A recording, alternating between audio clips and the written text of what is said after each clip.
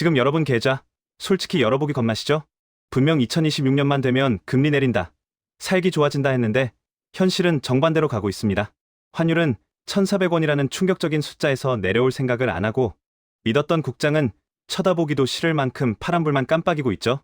옆자리 김대리는 미국 주식으로 차 바꿨다는데 나는 아직도 언젠간 오르겠지 하며 기도만 하고 계신 건 아닌가요? 지금 판이 완전히 뒤집혔습니다. 트럼프 행정부의 관세 폭탄이 우리 지갑을 정면으로 겨누고 있고 잡힐 듯했던 물가는 다시 꿈틀대는데 금리 인하는 저 멀리 도망가 버렸거든요. 이러다 진짜 나만 또 벼락거지 되는 거 아냐?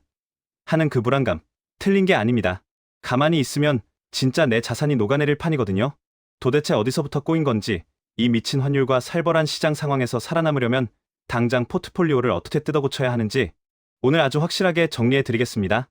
2026년 새해가 밝았을 때만 해도 시장 분위기는 그야말로 축제 분위기나 다름없었습니다. 지긋지긋했던 고금리 터널을 드디어 빠져나왔다? 이제야말로 진정한 피버드 시대가 열렸다며 너도 나도 샴페인을 터뜨릴 준비를 하고 있었으니까요. 우리 회사 재무팀 박 부장님 사연만 들어봐도 그렇습니다. 금리가 뚝 떨어지면 채권 가격이 급등할 거라는 확신에 퇴직금 중간 정산까지 받아 미국 장기 국채에 몰빵했고 주택담보대출 금리도 곧 내려갈 거라 굳게 믿고 무리해서 상급지 아파트로 갈아타기까지 했거든요. 그런데 지금 박 부장님 표정이 어떤지 아십니까? 흙빛 그 자체입니다. 떨어지기는커녕 요지부동인 금리에 매달 찍히는 대출 이자 폭탄은 그대로고 기대했던 채권 수익률마저 퍼렇게 질려버렸으니 밤에 잠이 올 리가 없죠.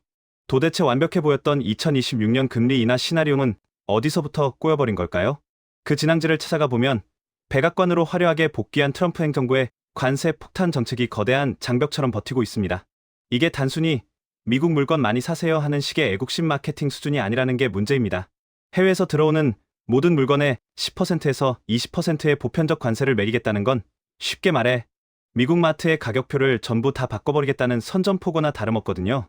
싼 맛에 쓰던 중국산 공산품부터 유럽산 자동차, 멕시코산 식자재까지 가격이 줄줄이 오르면 겨우겨우 진정시켜놨던 소비자 물가가 다시 미친 듯이 튀어오르게 됩니다. 인플레이션이라는 괴물이 죽지도 않고 다시 고개를 드는데 물가 잡는 게 지상과제인 연준이 과연 금리를 내릴 수 있을까요? 천만의 말씀입니다. 파월 의장은 오히려 물가가 확실히 잡힐 때까지 긴축을 멈추지 않겠다며 시장의 기대에 찬물을 끼얹을 수밖에 없는 외통수에 걸린 겁니다. 결국 트럼프의 강력한 관세 드라이브가 연준의 손발을 꽁꽁 묶어버렸고 금리 인하만 바라보던 박 부장님의 계좌를 정면으로 강타하고 있는 셈이죠. 상황이 이렇다 보니 글로벌 자금의 흐름도 완전히 뒤바뀌어 버렸습니다. 금리는 여전히 높지, 기업 실적은 미국만 혼자 잘 나가지, 이러니 전 세계 돈이 블랙홀처럼 미국으로만 빨려 들어가는 겁니다. 다른 나라 통화는 힘을 못 쓰고 비틀거리는데 달러만 혼자 고고하게 비싼 몸값을 자랑하는 슈퍼킹 달러 현상이 그래서 좀처럼 꺾이지 않는 거고요. 우리가 아무리 힘들다고 아우성쳐도 미국의 정책 기조가 바뀌지 않는 한 이 고환율과 고금리의 늪은 예상보다 훨씬 깊고 길어질 수밖에 없습니다. 우리 국장 이야기를 좀 더 깊게 파헤쳐보죠.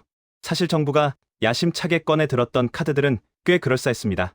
이제 한국도 금융 선진국 반열에 오른다면서 수십 년간 꽉 닫혀있던 외환시장 빗장을 과감하게 풀고 런던 금융시장이 움직이는 시간에 맞춰 주식거래 시간도 새벽 2시까지 화끈하게 늘렸으니까요. 이게 다 MSCI 선진지수 편입이라는 꿈의 티켓을 따내서 외국인 형님들의 거대 자본을 코스피로 끌어오겠다는 큰 그림이었거든요. 국장의 진심인 40대 강 차장님도 드디어 지긋지긋한 코리아 디스카운트 끝난다, 이제야 빚 본다며 밤잠 설쳐가며 새벽잠까지 지켜보셨을 텐데 지금 뚜껑을 열어보니 현실은 어떻습니까? 아주 처참하다 못해 배신감까지 들 정도입니다. 기대했던 외국인 매수 폭탄은커녕 오히려 문 열렸을 때 빨리 탈출하자는 엑소더스 행렬만 눈앞에서 목격하고 있으니까요. 이게 참 비극적인 타이밍인 게 제도를 개선해서 문을 활짝 열어놨더니 따뜻한 훈풍이 들어오는 게 아니라 바깥에서 휘몰아치는 살벌한 태풍만 집 안으로 들이닥친 꼴이 됐다는 겁니다. 앞서 말씀드린 것처럼 미국이 고금리를 무기 삼아 전 세계 돈을 빨아들이고 있는데 한미 금리 차가 여전히 벌어져 있는 상황에서 굳이 리스크 큰 한국 시장에 돈을 묻어둘 글로벌 자금이 어디 있겠습니까? 미국 국채만 사도 꼬박꼬박 5% 가까운 이자가 나오는데 말이죠. 결국 활짝 열린 외환시장은 환율 변동성만 키우는 투기판이 돼버렸고 1,400원대를 훌쩍 넘겨버린 고환율은 수입 원자재 가격을 끌어올려 기업들 이익까지 갉아먹는 악순환의 고리가 됐습니다. 새벽 2시까지 깨어있어봤자 파란불 켜진 계좌만 더 오래 쳐다보는 희망 고문이 되어버린 이 상황. 단순히 운이 나빴다고 치부하기엔 우리가 치러야 할 수업료가 너무나도 혹독하고 비쌉니다. 그렇다고 손 놓고 망했다 하며 한탄만 하고 있을 순 없잖아요.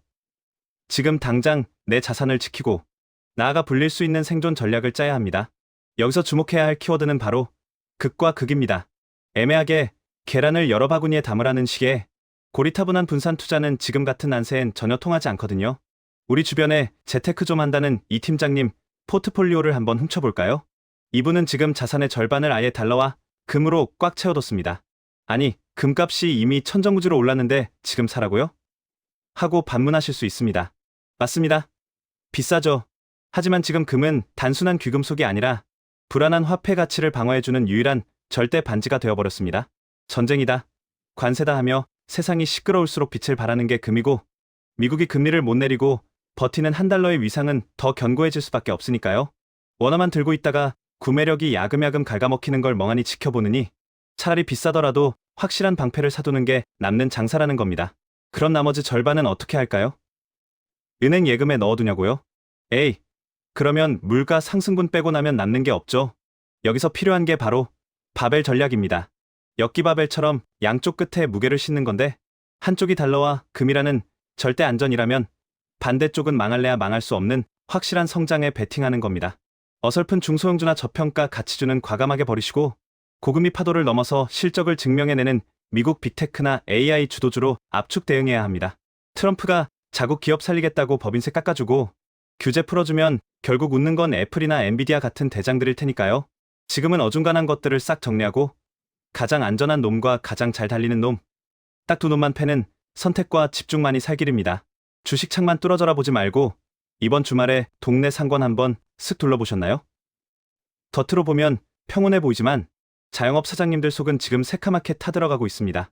제 친구 중에 10년 넘게 번화가에서 치킨집 하는 정 사장이라고 있는데, 이 친구가 웬만하면 힘들다 소리 절대 안 하거든요. 근데 지난주 술자리에서 대뜸 야 이러다 진짜 다 죽는다면서 땅이 꺼져라 한숨을 쉬더라고요. 매출이 반 토막난 건 둘째치고 손님들이 지갑을 아예 닫아버려서 가게에 파리만 날린다는 겁니다. 이게 단순히 정 사장네 가게만의 문제가 아닙니다. 지금 우리 가계부를 한번 떠올려 보세요. 월급 빼고 다 올랐다는 말이 절로 나오는데 그 와중에 매달 빠져나가는 주택담보대출 이자는 숨만 쉬어도 100만 원, 200만 원씩 통장을 스쳐 지나갑니다. 가처분 소득이 씨가 말랐는데 누가 기분 좋게 외식을 하고 누가 백화점 가서 새 옷을 사 입겠습니까? 이게 바로 한국 증시가 힘을 못 쓰는 진짜 이유, 내수 절벽입니다. 사람들이 돈을 안 쓰니 내수 기업들 물건이 안 팔리고 영업이익이 박살나니 주가는 곤두박질치고 기업은 다시 투자를 줄이는 이 공포의 악순환 고리가 너무 단단하게 잠겨버렸습니다. 더 무서운 건 부동산이라는 거대한 블랙홀입니다. 시중에 돈이 좀 돈다 싶으면 그게 기업의 생산적인 투자나 주식시장의 유동성으로 흘러와야 하는데 죄다 은행 대출 이자 갚는 대로 사라지거나 그래도 믿을 건 아파트뿐이라며 다시 부동산 시장으로 빨려 들어가 버립니다. 대한민국 가계 자산의 70% 이상이 부동산에 묶여있는 이 기형적인 구조가 고금리 장기화라는 태풍을 정면으로 맞으니 경제 전체가 동맥경화에 걸린 것처럼 꽉 막혀버린 거죠. 정부가 아무리 밸류업 프로그램이니 뭐니 하며 기업 가치를 올리라고 닥달해도 정작 주가를 밀어 올릴 총알을 쥔 개인 투자자들, 주머니가 텅텅 비어있는데 백약이 무효할 수밖에요. 게다가 여의도 증권가 뒷골목에서는 여전히 부동산 프로젝트, 파이낸싱 PF 부실, 폭탄이 언제 터질지 모른다는 흉흉한 소문이 돌고 있습니다. 건설사들 줄도산 공포가 금융권 전체를 짓누르고 있는 상황에서 외국인들이 과연 이런 살얼음판 같은 시장에 마음 놓고 큰돈을 태울 수 있을까요? 결국 우리가 국장에서 느끼는 그 답답함과 무력감은 단순한 수급 고임이 아니라 빚더미 위에 세워진 한국 경제의 구조적인 체력이 바닥났다는 방증입니다. 우리가 마지막 동아줄처럼 붙잡고 있는 희망이 딱 하나 남아있죠. 바로 그래도 대한민국은 수출로 먹고 사는 나라 아니냐? 반도체 사이클 돌아오면 코스피도 결국 전고점 뚫는다라는 믿음 말입니다. 주식 스터디 모임에 나가보면 50대 최 부장님 같은 분들이 꼭 계십니다. 삼성전자가 망하면 나라가 망하는데 정부가 가만히 있겠냐면서 월급 날마다 기계적으로 물타기를 하시거든요. 그런데 죄송하지만 2026년의 수출 방정식은 예전 교과서와는 완전히 다르게 풀리고 있습니다. 과거엔 우리 기업들이 수출을 많이 하면 국내 공장이 바쁘게 돌아가고 직원들 보너스 두둑이 챙겨주고 그 돈이 다시 내수로 흘러들어오는 낙수 효과가 분명히 있었죠. 하지만 지금은 어떻습니까? 그 연결고리가 처참하게 끊겨버렸습니다. 트럼프 행정부의 요구는 아주 심플하고 거칠거든요. 미국 땅에서 장사하고 싶으면 공장도 미국에 짓고 일자리도 미국 사람한테 줘라는 겁니다. 우리 배터리 3사가 반도체 기업들이 울며 겨자 먹기로 텍사스에, 조지아에 수십조 원짜리 공장을 짓는 게 다 그래서 아닙니까? 기업 입장에서는 생존을 위한 불가피한 선택이라지만 우리 경제 전체로 보면 뼈아픈 제조업 공동화 현상이 가속화되는 겁니다. 알짜배기 양질의 일자리는 미국으로 다 빠져나가고 한국에는 껍데기만 남는 구조가 고착화되고 있는 거죠. 기업이 돈을 벌어도 그 돈이 국내 협력 업체나 지역 상권으로 돌지 않으니 수출 지표는 빨간불 상승인데 내 통장 잔고는 파란불알하긴 기이한 현상이 벌어지는 겁니다. 게다가 우리는 지금 완벽한 너클해커 신세에 끼어버렸습니다. 범용 반도체나 가전 같은 중저가 시장은 중국이 우리끼리 다 만들겠다며 무서운 속도로 치고 올라와 이미 레드오션이 됐고, 돈이 되는 최첨단 AI 반도체나 바이오 분야는 미국이 원천 기술과 특허로 처웅성을 쌓아놓고 들어오려면 통행세 내라며 으름장을 놓고 있거든요. 옛날처럼 물건만 잘 만들어서 배에 실어보내면 떼돈 벌던 수출, 코리아의 영광은 이제 역사책 속으로 사라지고 있습니다. 최 부장님이 믿는 그 국민 주식이 예전 같은 폭발적인 상승 탄력을 받지 못하고 박스권에 갇혀 지지부진한 이유도 결국 이 거대한 공급망 전쟁터에서 우리 기업들이 주도권을 쥐기보다는 강대국, 눈치 보기에 급급한 샌드위치 신세가 되었기 때문입니다.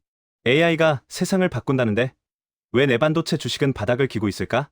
이런 배신감 느끼시는 분들 정말 많으시죠? 제 사촌 동생 녀석도 형, 인공지능이 미래라며? 하고 호기롭게 전 재산을 털어 국내 반도체 대장주를 샀다가 지금 마이너스 30% 찍힌 계좌 보고 말도 못 붙이게 하고 있습니다. 우리가 뼈저리게 깨달아야 할 건 2026년의 AI 혁명은 과거 PC나 스마트폰 시대처럼 모두가 골고루 나눠 먹는 잔치상이 아니라는 겁니다. 철저한 승자 독식, 더 적나라하게 말하면 미국 빅테크 독식 게임으로 판이 짜여졌거든요. 엔비디아나 마이크로소프트 같은 미국 기업들은 AI라는 로켓을 타고 저 우주로 날아가는데 우리 기업들은 그 로켓에 들어가는 연료통 하나라도 더 납품하려고 피 터지게 경쟁하는 을의 위치에 서 있습니다. 과거엔 반도체는 산업의 쌀이라며 만들기만 하면 없어서 못 팔던 슈퍼 사이클이 존재했었죠. 하지만 지금은 그 공식이 완전히 박살났습니다. 범용 반도체 시장은 중국이 우리도 이제 쌀 농사 짓는다며 싼 값의 물량을 쏟아내는 통의 수익성이 뚝 떨어졌고, 돈이 되는 초고성능 메모리, 즉 HBM 시장은 기술 난이도가 너무 높아져서 1등 기업이 아니면 명함도 못 내미는 처지가 됐습니다. 기술력 하나 믿고 버티기엔 트럼프 행정부의 자국 기업 몰아주기가 너무 노골적이고 턱 밑까지 쫓아온 중국의 추격 속도는 공포스러울 정도입니다. 결국 껍데기만 화려한 반도체 강국이라는 타이틀 뒤에 숨겨진 불편한 진실을 마주해야 할 때가 온 겁니다. 이제 투자자 입장에서 막연한 애국 베팅은 계좌를 망치는 지름길입니다. 그래도 우리나라 1등 기업이니까 언젠간 오르겠지 하는 희망? 고문보다는 실제로 전 세계의 돈을 쓸어 담고 있는 주체가 누구인지 냉혈한처럼 직시해야 합니다. AI 생태계의 꼭대기에 앉아 플랫폼을 장악하고 가격을 결정하는 미국 기업과 그 밑단에서 납품 단가 후려치기를 걱정하며 밤새 공장을 돌려야 하는 제조 기업의 주가 수익률은 앞으로 시간이 갈수록 더 벌어질 수밖에 없으니까요. 기술의 주권이 넘어간 지금 우리 계좌의 주권이라도 지키려면 인정에 호소하는 투자가 아닌 팩트에 기반한 투자를 해야 합니다. 존버는 반드시 승리한다. 지난 10년간 우리 뇌리에 박혀있던 이 달콤한 투자의 격언, 이제는 과감하게 쓰레기통에 처박으셔야 합니다. 저금리가 돈을 무제한으로 풀어주고 전 세계가 사이좋게 무역하던 시절에는 엉덩이 무겁게 버티는 게 미덕이었죠.